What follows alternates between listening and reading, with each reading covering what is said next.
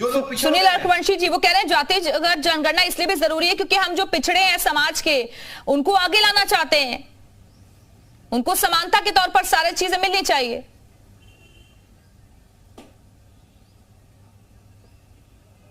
सुनील अरखवंशी जी।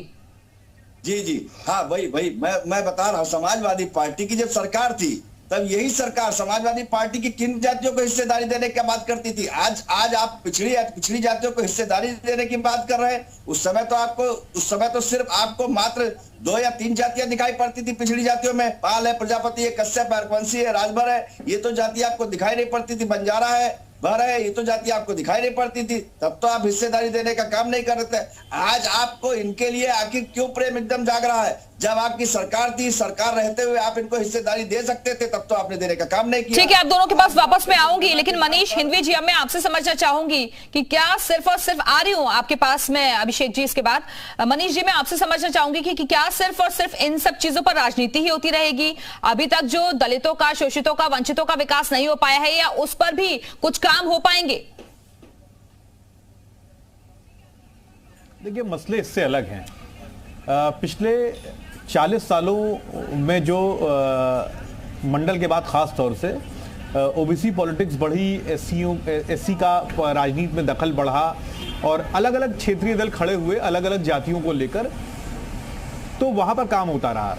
काम तो देखिए, अगर डेवलपमेंट की बात करेंगे तो वो 50 के बाद से जब हमने रिजर्वेशन दिया, हमने लगातार कोशिशें की, हर सरकार में भारत में ये सब कोशिश होती रही कि कैसे वंचितों को उनका हक दिया जाए। जो अभी ये लड़ाई है दूसरी है। 14 में भाजपा के आने के बाद अगर आप देखें तो उन्होंने जो हिंदू पोलराइजेशन किया, तो उसमें ये जो एससी, ओबीसी और सवर्ण से हटकर हिंदुओं को पोलराइज करना शुरू किया, तो ओबीसी की बड़ी जातियां उनके साथ चली गईं। और अभी 22 के चुनाव में देखिए तो एससी की भी कई जातियां भाजपा के साथ चली गई हैं। अब एक नए समीकरण को बनाने की कोशिश की जा रही है जिसमें ओबीसी है, मुस्लिम है, एससी है, क्योंकि इससे अलग इतर।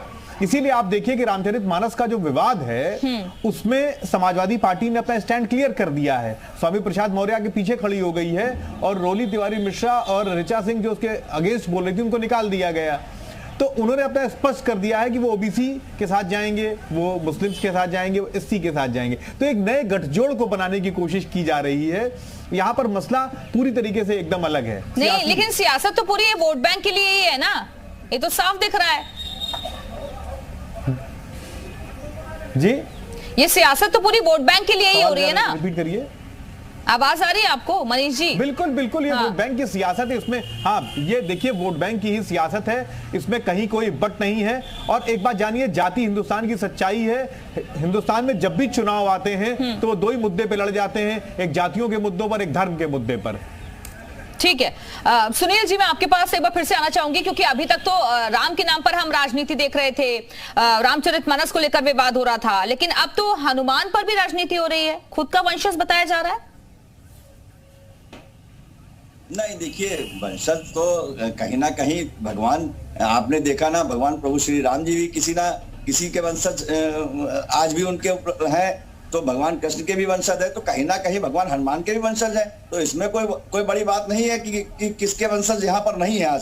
आज की तारीख में सभी के वंशज यहाँ पर मौजूद है, तो इसमें कोई बात नहीं। आज हमारी जो डिबेट है, इस मुद्दे पर डिबेट है कि आज जातिगत जनगणना को लेकर जिस तरीके से समाजवादी पार्टी कहने का काम कर रही है, समाजवादी पार्टी 20 नहीं, लेकिन बीजेपी के साथ आजकल आप लोग बहुत नजर आते हैं और जैसा जैसा वो कर रहे हैं वो आपको अच्छा भी लग रहा है, लेकिन इस बारे में बात हुई है क्या आप लोगों की? वो सहमत है इस चीज के लिए? हमारी बात हमारे माननीय राष्ट्रीय अध्यक्ष जी लगातार जनता के बीच में जाकर करने का काम कर रहे थे और करते रहे और आगे भी करते रहेंगे। आज जो भी मुद्दे हैं, आज हम उत्तर प्रदेश के अंदर शराबबंदी के लागू कराने के लिए महिला हक अधिकार सम्मेलन महिलाओं के माध्यम से करने का काम कर रहे हैं। आज उत्तर प्रदेश में न्याय समिति की रिपोर्ट कैसे लागू हो, सदन में खड़े होकर माननीय नेता श्री ओम प्रकाश राजभर जी बोलने का काम करते, तब यही समाजवादी पार्टी विरोध करती है। तो क्या ये बताएं कि सदन में क्या समाजवादी पार्टी सामाजिक न्याय समिति रिपोर्ट लागू कराने के लिए समर्थन करने का काम करेगी? समाजवादी पार्टी सामाजिक न्याय समर्थन रिपोर्ट लागू कराने के लिए दबाव बनाने का काम करेगी? इस पर तो बोलने का काम नहीं करेगी, क्योंकि सामाजिक न्याय समिति रिपोर्ट लागू होने से इनको पता है कि क्या होने वाला है, क्योंकि इनको पता है, क्योंकि आज तक इन्होंने हिस्सेदारी लूटने का काम किया है। जिन 12 जातियों ने हिस्सेदारी लूटने का काम किया, उन्हीं 12 जातियों को आज हिस्सेदारी कम होने का काम हो रहा था। इसलिए सामाजिक न्याय समिति की रिपोर्ट पर बोलने का। ठीक है अभिषेक जी, संविधान में क्योंकि अलग से जातियों के लिए आरक्षण की व्यवस्था है, लेकिन ऐसी मांग उठाकर कहीं ना कहीं आप लोग फिर वही बात कर रहे हैं। समाज में तो एक वही मैसेज जा रहा है ना। नहीं,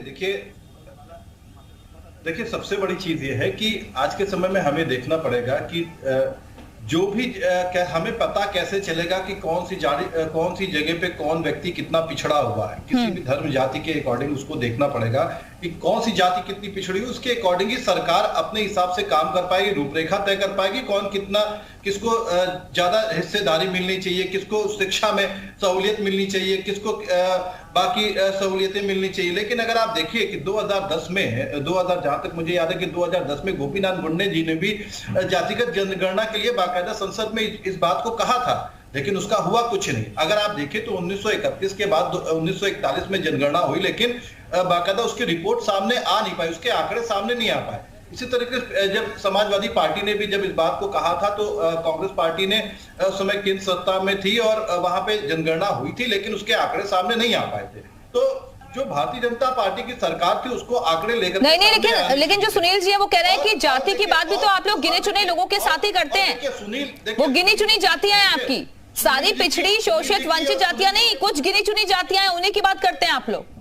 सुनील जी के पार्टी की आदत क्या है कि जब वो सत्ता में थे तो वो ये सोच करके आए थे कि भारतीय जनता पार्टी को बैकफुट पे कर देंगे और अपनी मांगे मनवा सकेंगे, इसलिए वो बैकफुट पे चले गए। न्याय समिति की रिपोर्ट लागू कराने के लिए सरकार बन रही है तो समाजवादी पार्टी के साथ आ गए। अब उनको लगा भारतीय जनता पार्टी के साथ कुछ ताकि वहां पर सत्ता के साथ बने रहते है तो भारतीय जनता पार्टी के साथ वापस से जा रहे हैं। इनके यहाँ के नेता खुद इनके नहीं रहे और भारतीय जनता पार्टी से जाकर के या फिर समाजवादी पार्टी में। अरे आपने सुना नहीं तो वो कह रहे हैं, तो क्या मतलब, वो कह रहे हैं आगे हम देखेंगे अगला कदम क्या होगा। अरे हम तो खुद ही कह रहे हैं ना, ये जिस चीज के लिए आप लोगों के साथ गठबंधन किया आप लोगों ने वो पूरा नहीं किया, तो भाई आगे अपना अगला कदम देखेंगे वो।